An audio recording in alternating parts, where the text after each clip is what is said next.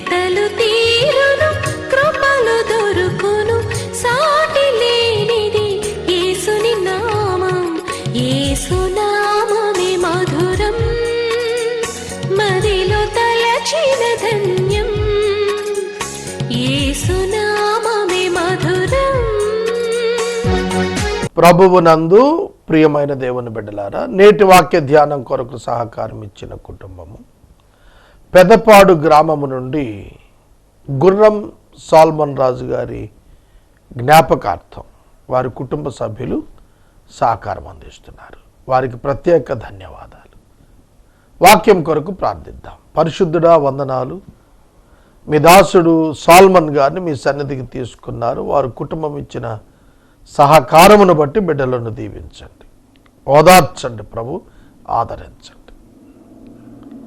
మీ లేఖనములో మీరు సెలవిచ్చినట్లుగా సుఖదుఖముల యందు వారితో అనేకులు సంఘము పాలుభాగస్తులకు సహాయం చేయండి. వాక్యము చేత మాతో మాట్లాడమని యేసునామాన్ని అడుగుచున్నాం తండ్రి, ఆమేన్. ప్రియమైన దేవుని బిడ్డలారా, పేతురు వ్రాసిన మొదటి పత్రిక 3వ అధ్యాయము 8వ వచనం నుండి వాక్యము ధ్యానించవలసి ఉన్నది. 7వ వచనము ఒక మారు మననం చేసుకొని 8వ వచనానికి వెళదాము. ఈ అధ్యాయము భార్య భర్తల ఏకత్వమును గూర్చి, వారి వైవాహిక జీవితపు విధానాన్ని గూర్చి వ్రాశాడు. స్త్రీలకు విధేయత చూపమని, పురుషులకు జ్ఞానము కలిగి కాపురము చేయమని తెలియచేశాడు. కొంచెం జాగ్రత్తగా వినాలి.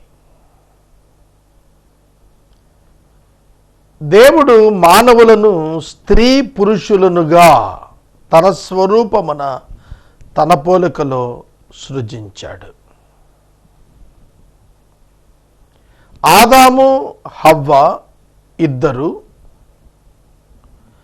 దేవుని యొక్క పోలిక స్వరూపంలో చేయబడినవారే. శరీరపరంగా వేరువేరుగా చేయబడ్డారు. స్త్రీ దేవుని ఉద్దేశం నెరవేర్చున్నట్లు స్త్రీ యొక్క శరీరము, పురుషుని పట్ల దేవుని ఉద్దేశం నెరవేరినట్లు పురుషుని కొరకు దేవుడిచ్చిన శరీరము భిన్నంగా కనిపిస్తాయి. వారిరువురు కలిసి ఏక శరీరమైనప్పుడు దేవుని యొక్క మహోన్నతమైనటువంటి ప్రణాళిక చైల్డ్ బేరింగ్, అలాగే వారిద్దరి యొక్క పరస్పర ఆధారం ఉండేటట్లుగా దేవుడు వారిని నిర్మాణం చేశాడు. దేవుని యొక్క సృష్టిలోనే మానవుల యొక్క సృష్టి వినూత్నమైంది, విచిత్రమైనటువంటిది. Male and female for each other. స్త్రీ పురుషులు ఒకరికి ఒకరు, ఒకరి కొరకు ఒకరు చేయబడ్డారు. కాబట్టి పురుషుడు నిమిత్తము స్త్రీ చేయబడింది, స్త్రీ నుండి పురుషుడు వస్తాడు. ఈ చక్రం దేవుడు ఏర్పాటు చేసింది. కాబట్టి వివాహ వ్యవస్థ, కాపురము చేయుట ద్వారా సంతానోత్పత్తి దేవుని యొక్క విధానం. అయితే ఏదైనా వనమున ఆదాము హవ్వలను దేవుడు ఉంచినప్పుడు వారు దేవుని ఆజ్ఞ అతిక్రమించారు. ఆ కారణం చేత వారి యొక్క జీవితంలో మార్పులు వచ్చాయి. దేవుడు వారికి ఇచ్చిన శిక్షలు కూడా భిన్నమైనవి ఇచ్చాడు. ఆదామునకు ఇచ్చిన శిక్ష, అతడు కుటుంబాన్ని నడిపించడానికి, తనను పోషించుకోవటానికి సేద్యము మీద ఆధారపడి జీవిస్తాడనేటువంటి శిక్షణ ఇచ్చాడు. నీవు కష్టపడి సేద్యం చేస్తావు, వ్యవసాయం చేస్తావు, కానీ భూమి నీకు ముండ్ల పొదలు గచ్చ పొదలు ఇస్తుంది, తుప్పలు ముండ్ల తుప్పలు ఇస్తుంది చెప్పాడు. స్త్రీ దగ్గరకు వచ్చేటప్పటికి శిశు ప్రసూతిని గుర్చిన శిక్ష pain in child bearing, pain in child delivery ఆయన ఏర్పాటు చేశాడు. కనుక సైకాలజికల్గా ఫిజికల్గా స్త్రీ పురుషుల మధ్య ఉన్నటువంటి డిస్టర్బెన్సెస్, సైకలాజికల్గా ఉన్నటువంటి కాన్సెప్ట్స్ అర్థం కాకపోతే సంసారం సాగదు. జీవితకాలము అనుభవం ద్వారా తెలుసుకోవటం కంటే అనేకుల యొక్క అనుభవాల ద్వారా నేర్చుకోవటం ఉత్తమ మార్గం. అందుకనే పేతురు వ్రాశాడు, జ్ఞానము చొప్పున వారితో కాపురం చేయండి అన్నాడు. భార్యను సన్మానించమన్నాడు, భార్యను సన్మానించమన్నాడు. Showing honour to the women. మనం సన్మానం ఎవరికి చేస్తాము? గొప్ప గొప్ప వారికి చేస్తాం. కానీ ఇక్కడ ఒక లిటిగేషన్ రాయబడింది. అదేమిటంటే బలహీనమైన ఘటానికి సన్మానం. అదేమిటి? భర్తను సులువుగా అపార్థం చేసుకునే మహిళకు సన్మానం. మీరు విమెన్ సైకాలజీ తీసుకుంటే ప్రతి స్త్రీ తన భర్త పట్ల తను భార్యగా ఉన్నప్పుడు ఆమె యొక్క మానసిక స్థితి ఏ విధంగా ఉంటుందో ఎనలైజ్ చేశారు సైకాలజిస్ట్స్. అందులో వారు మొట్టమొదట చెప్పింది ఏమిటంటే, భార్యలు తమ భర్తల హృదయాల్లో తాము మాత్రమే ప్రధాన స్థానంలో ఉండాలని కోరతారు. అలాగే భర్తలు కూడా తమ భార్యల హృదయాల్లో తాము కూడా ప్రధాన స్థానంలో ఉండాలని కోరతారు. భర్త భార్య నుండి భయాన్ని, గౌరవాన్ని ఎక్స్పెక్ట్ చేస్తాడు. భార్య భర్త నుండి తాను అతని జీవితానికి మహారాణి అన్నట్టుగా ఎక్స్పెక్ట్ చేస్తుంది. అక్కడ ఎవరు ఆ స్థానాన్ని కాంపిటీట్ చేసినా లేదా అవకాశాలు పురుషుడిచ్చినా అక్కడే ఇమ్మీడియట్గా ప్రారంభం అయిపోతుంది సమస్య. అలా స్త్రీ యొక్క సైకలాజికల్ ఇష్యూస్లో చాలా విశేషాలు ఉన్నాయి. ఆమె ఇతరులతో పోలిక చేయబడుటకు ఇష్టపడదు. ఆమె ఏమై ఉన్నదో ఆమె అంతే. She never want to be compared with other women. ఇలా సైకలాజికల్గా ఒక వైఫ్కి ఉన్నటువంటి స్టేజ్ అండ్ స్టేటస్ అర్థం చేసుకోకుండా చాలా సింపుల్గా సైకలాజికల్గా ఉన్న సమస్యలను సైక్రియాట్రిస్టులు అలాగే లీగల్ ఎక్స్పర్ట్స్ ఈ డైవర్స్ కేసులు స్టడీ చేసిన వారందరూ చెప్పినవి ఏమిటంటే, know your wife, understand your husband. కనుక భార్యాభర్తల వివాహములో అడుగు పెట్టడానికి మునిపే వివాహాన్ని గూర్చి, పురుషుల సైకాలజీని గూర్చి, స్త్రీల సైకాలజీని గూర్చి పురుషులు పరిపూర్ణంగా ఎరిగి అండర్స్టాండింగ్తో సంసారం చేయాలి. వ్యామోహం మీద, శరీర ఆసక్తి మీద, ఇష్టాల నెరవేర్పు మీద కాపురం జరిగితే వైఫల్యం వెళ్ళిపోతుంది. కనుక బైబిల్ గ్రంథం జ్ఞానము కలిగి కాపురము చేయమన్నాడు పురుషుల్ని, భార్యను సన్మానించు అని అన్నాడు, బలహీనమైన ఘటమని తెలుసుకొని సన్మానించమన్నాడు. గొప్ప మహోన్నత వ్యక్తిని సన్మానించటం కాదట, బలహీనమైనటువంటిది అని ఎరిగి సన్మానించాలి.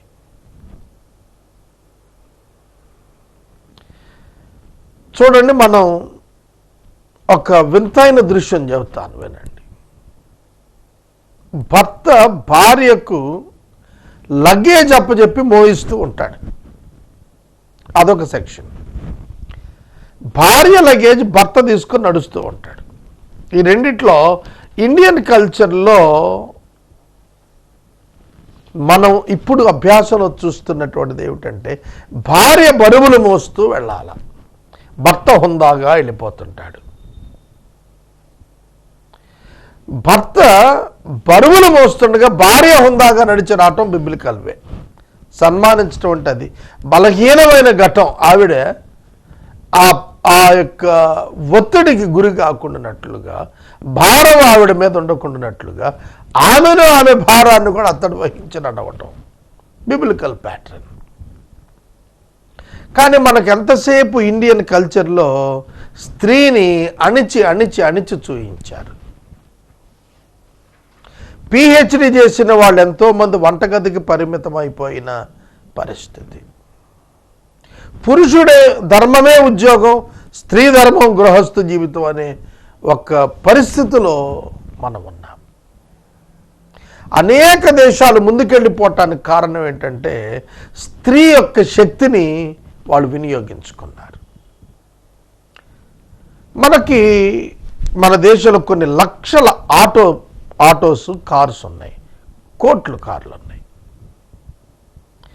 వాటికి ఫిమేల్ డ్రైవర్స్ లేరు, వెరీ ఫ్యూ. 1,00,000 మంది పురుషులు డ్రైవర్లు ఉంటే ఒక 2-3, ఒక 10 మంది ఆడవాళ్ళ డ్రైవర్లు ఉంటే కష్టమే. అలా ఉంది పరిస్థితి. ఎందుకని? ఈ పనులు వీళ్ళే చేయాలి, ఈ పనులు వీళ్ళే చేయాలనే వ్యత్యాసం. ఇవాళ మనకు సునీత విలియమ్స్ లాంటి వారిని మనం చూస్తే, కల్పన చావ్లా లాంటి వారిని మనం చూస్తే ఎంత ఎత్తైన స్థితికి వాళ్ళు వెళ్ళగలిగారు. కల్పన చావ్లా గురించి మీలో చాలామందికి తెలిసే ఉంటుంది. ఆవిడ వ్యోమగామిగా ఆమె యొక్క ప్రయాణం. ఎవరి కాలంలో చనిపోయారనుకోండి ప్రమాదంలో, ఎంత సాధించిన వారు ఉన్నారు. కనుక మహిళను సాంప్రదాయం కొరకు అణిచివేయటం, వారి స్వేచ్ఛకు, వారి మానసికమైన ఆనందానికి ఆటంకకరమైనటువంటి జీవితం కల్పించటం, వీటి చేత అణిచివేయబడినటువంటి మహిళలు అవకాశం ఉన్నప్పుడల్లా ఎదురుదాడి చేయటం జరుగుతుంది. కనుక పురుషుడు జ్ఞానము కలిగి కాపురము చేయాలి అన్నప్పుడు, అండర్స్టాండింగ్ ఎప్పుడు వస్తుందంటే ప్రేమ ఉన్నప్పుడు వస్తుంది.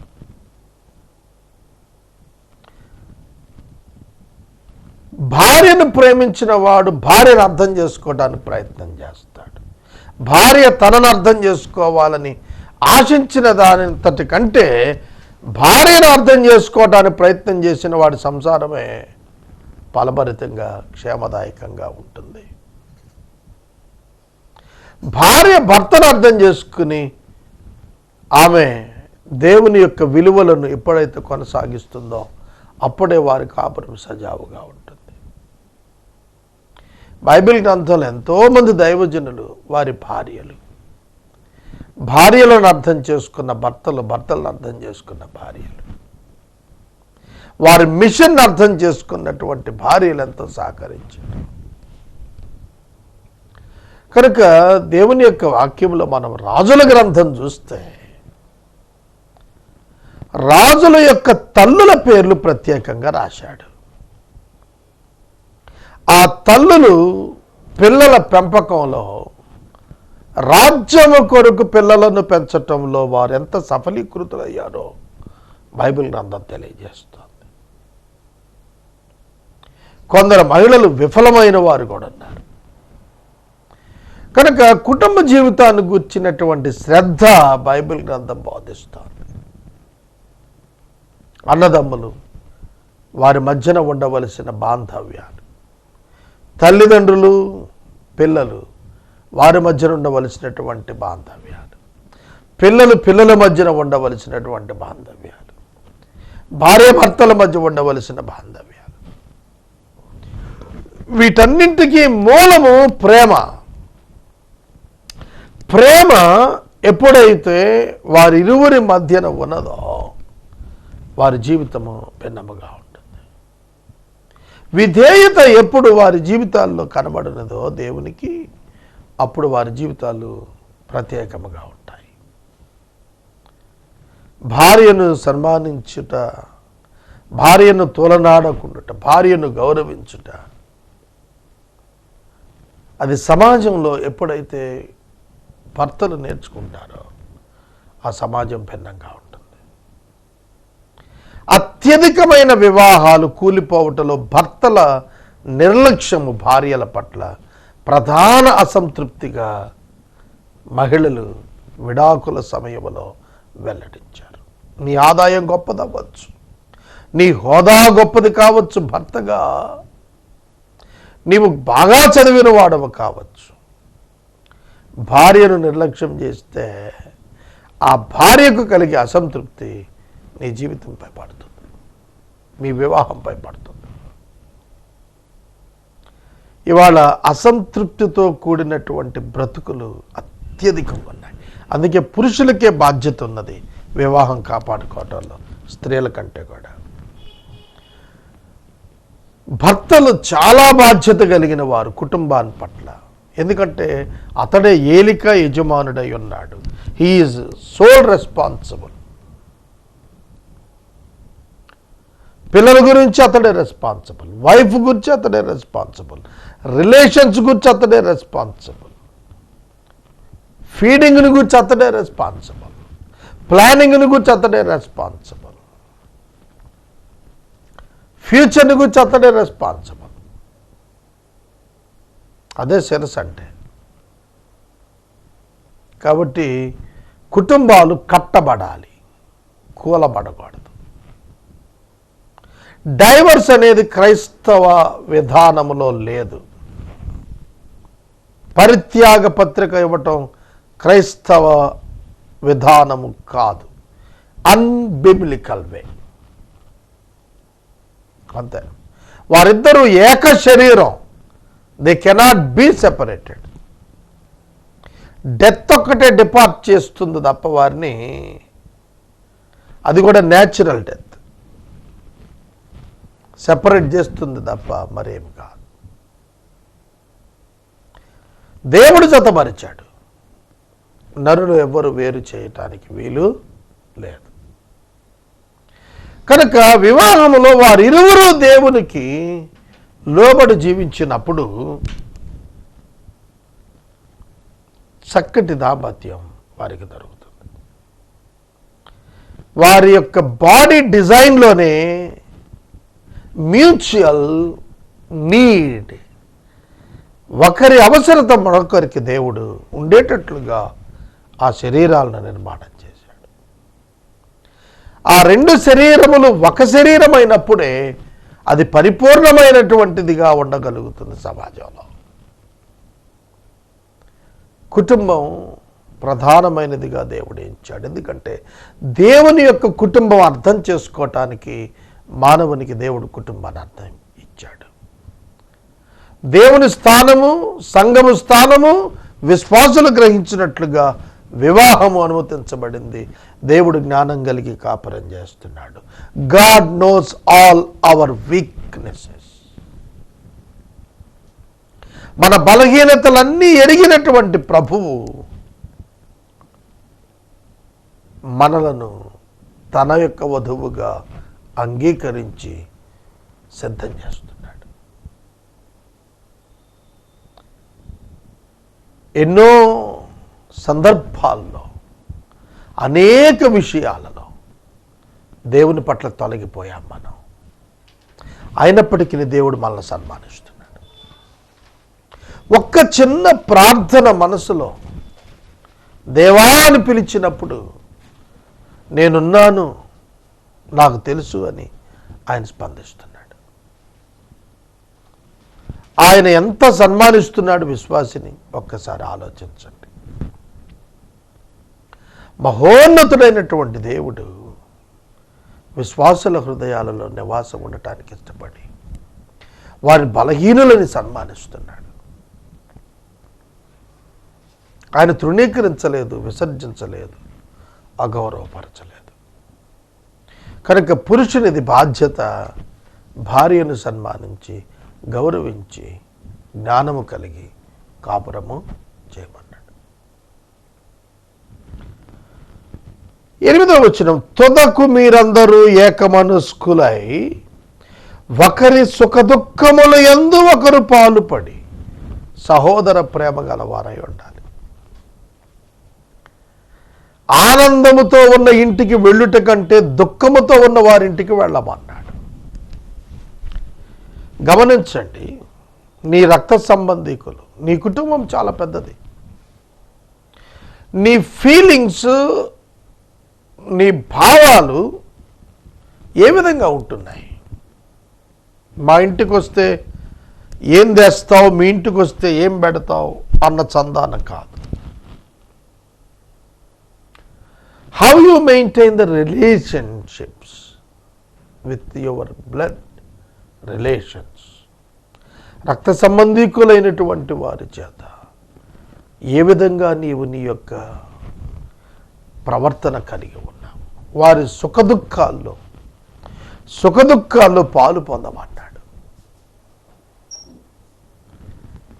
Finally, all of you have unity of mind, sympathy, brotherly love.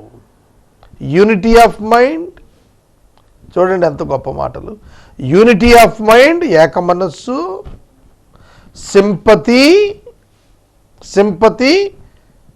Sympathy ఎప్పుడు కావాలి? ఎదుటివాడు బాధలో ఉన్నప్పుడు వెళ్ళి ఓదార్చటం, దట్ ఈస్ సింపతి. జాలి చూపించటం. ఒక వ్యక్తి ఆడపిల్ల పెళ్లి చేసుకుంటున్నాడు, నీ కుటుంబంలో చాలా ఖర్చుల్లో ఉన్నాడు, వెళ్ళి సహాయం చేయి. నీ చేతని సహాయం చేయి. ఒకవేళ ఫిజికల్ వర్క్ చేయగలిగితే చేసి పెట్టు. ఎవరో చనిపోయారు, నీ వల్ల కలిగే సహాయం చేసి పెట్టు వాళ్ళకి. దుఃఖంలో ఉన్నవాడిని ఓదార్చడానికి వెళ్ళాలి. నీకు కబురు చేయక్కర్లేదు, కాకరకాయ అక్కర్లేదు, దానికి వెళ్ళటమే. సమాచారం నీకు తెలిస్తే నువ్వు ముందుకెళ్ళటమే. వాళ్ళు చెప్పాల్సిన అవసరం లేదు. వాళ్ళు దుఃఖంలో ఉన్నారు, ఇది నీ బాధ్యత నువ్వు ఎప్పుడు అనుకుంటావు? అలా నేను అనుకొని చాలా సందర్భాల్లో నష్టాలను కూడా నేను చూశాను. అయినా సరే నేను వెనకడిగేయలేదు. పలానా వారు చనిపోయారు, మనకి వాళ్ళకి సఖ్యత లేకపోయినా సరే, పలానా వారు అనారోగ్యంగా ఉన్నారు, మనకి వారికి పెద్ద సఖ్యత లేకపోయినా పరిగెత్తుకొని వెళ్ళటం అలవాటు చేసుకున్నాను నేను. దేవుని వాక్యములు సుఖదుఖాల యందు మీరు పాలు పొందమన్నాడు. వారి ఆనందాల్లో పాలు పొందడం గొప్ప విశేషం కాదండి. అనేక మంది వచ్చి పాలు పొందుతారు. ఎక్కడ వివాహం చూడండి, 100 మంది 1000 మంది ఉంటున్నారు. చనిపోయిన చోట చూడండి 10 మంది ఉండటం లేదు.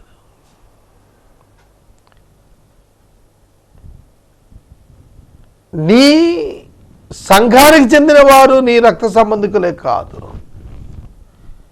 నీ యొక్క సహోదరులుగా నువ్వు ఎవరిని భావించావు వారందరూ కూడా నీ బాధ్యతే. నీ కులం కాకపోవచ్చు, నీ మతం కాకపోవచ్చు, వారి దుఃఖములో, వారి అవసరాలలో నీవు పాలుభాగస్తులు అయినప్పుడు దేవుని ప్రేమ వాళ్ళు తెలుసుకుంటారు. సహోదరులైతే విత్ ఇన్ ద చర్చ్ అయితే చాలా అత్యధిక బాధ్యత ఉన్నది. ఏక మనసు కలిగి ఉండాలి, సహోదర ప్రేమ కలిగి ఉండాలి, కరుణాచిత్తులై ఉండాలి, వినయ మనస్కులై ఉండాలి, కరుణాచిత్తులై ఉండాలి. టెండర్ హార్ట్, కఠిన హృదయం కాదు, కరుణ కలిగినటువంటి హృదయం, జాలి కలిగినటువంటి హృదయం, దయ కలిగినటువంటి హృదయం. చర్చిలో ఎంతోమంది ఎన్నో అవసరాలతో ఉన్న వాళ్ళు ఉంటారు. అలాంటి వారిని ఐడెంటిఫై చేసుకొని వాళ్ళకి బాసటగా నిలిచేటువంటి హృదయం, సింపథెటిక్, సహోదర ప్రేమ, సుఖదుఖాల్లో పాలిభాగం, కరుణాచిత్తులుగా, వినయ మనస్కులుగా, దీనులుగా ఉండాలి. గర్విష్ఠులుగా ఉండకూడదు, వినయంగా ఉండాలి. నేనంటే ఏంటో తెలుసా అన్నట్టుగా ఉండకూడదు. నేను ఎంత గొప్పవాడినో నీవు ఎరుగుదువా అన్నట్టుగా మన ప్రవర్తన ఉండకూడదు. ఇంత చిన్న పని నేను చేస్తానా ఏమనుకుంటున్నావు నన్ను అన్నట్టుగా ఉండకూడదు. సహోదరుడా, సహోదరి, వినయ మనస్సు, వినయముతో కూడిన మనస్సు ఎవరికి ఉంటుందంటే గొప్పవారికి ఉంటుంది. ఎంత ఎదిగి ఉన్నారో అంతగా ఒదిగినటువంటి మనస్తత్వం వాళ్ళు కలిగి ఉంటారు. చాలామంది ఉన్నారు అట్లాంటి వారు. కొందరు తామెంత అల్పులమైన గొప్పవారు అని ఎగిరిగిరి పడతారు. నాకు తెలిసిన వాళ్ళు అనేక మంది ఇట్లాంటి వాళ్ళు ఉన్నారు. ఎందుకు పనికిరాని వాడు కూడా రకరకాలుగా భావన పొందుతూ ఉంటాడు. నేను చాలా గొప్పవాడు అన్నట్టుగా భావిస్తూ ఉంటాడు. వాళ్ళలో వినయము లేదు. వినయము లేకుండా విధేయత చూపలేము. వినయ చిత్తులుగా ఉండాలి, వినయ మనస్కులు ఉండాలి, కరుణ కలిగిన వారుగా ఉండాలి. ఇలా ఉన్నప్పుడే సమాజం బాధ్యతగా ఉంటుంది, బాంధవ్యాలు కలిగి ఉంటుంది, సమస్యలు లేకుండా ఉంటుంది. నేటి వాక్య ధ్యానం కొరకు సహకారం ఇచ్చిన కుటుంబము పెద్దపాడు గ్రామం నివాసితులు గుర్రం సాల్మన్ రాజు గారి జ్ఞాపకార్థం కుటుంబ సభ్యులు సహకరించారు. వారికి ధన్యవాదాలు. ప్రార్థన. మమ్మల్ని మిక్కిలిగా ప్రేమిస్తున్న తండ్రి వందనాలు. వాక్యము విన్న బిడ్డలను దీవించండి, ప్రసారం చేసిన బిడ్డలను ఆశీర్వదించి వాదార్చండి. యేసునామన్న ప్రార్థిస్తున్నాం తండ్రి, ఆమేన్. తండ్రి దేవుని ప్రేమ, కుమారుడిని యేసుక్రీస్తు వారి యొక్క కృప, పరిశుద్ధాత్మ దేవుని యొక్క అన్యోన్య సహవాసము సన్నిధి సదాకాలము మనందరికీ నీ తోడయుండును గాక. ఆమేన్.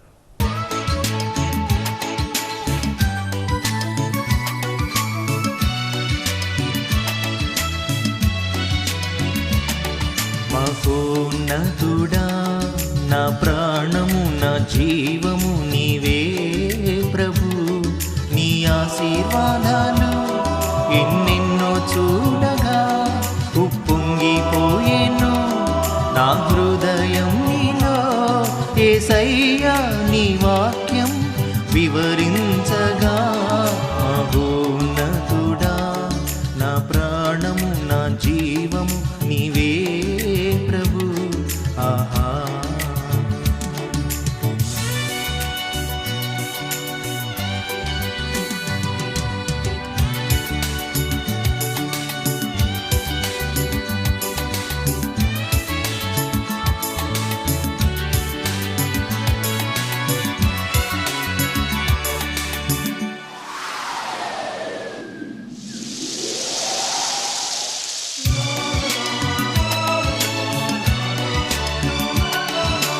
అంధకార శక్తులను యేసుని నామమున బంధించుచున్నాను, యేసుని నామమున.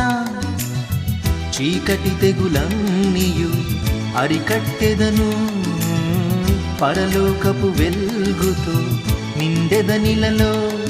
పరిపూర్ణం ప్రభువాక్యం, ఇంపైన పోషణం. మహోన్నతుడా, నా ప్రాణము నా జీవము నీవే ప్రభు. నీ ఆశీర్వాదాలు ఎన్నెన్నో చూడగా ఉప్పొంగిపోయేను నా హృదయం నీలో. యేసయ్యా నీ వాక్యం వివరించగా. మహోన్నతుడా, నా ప్రాణం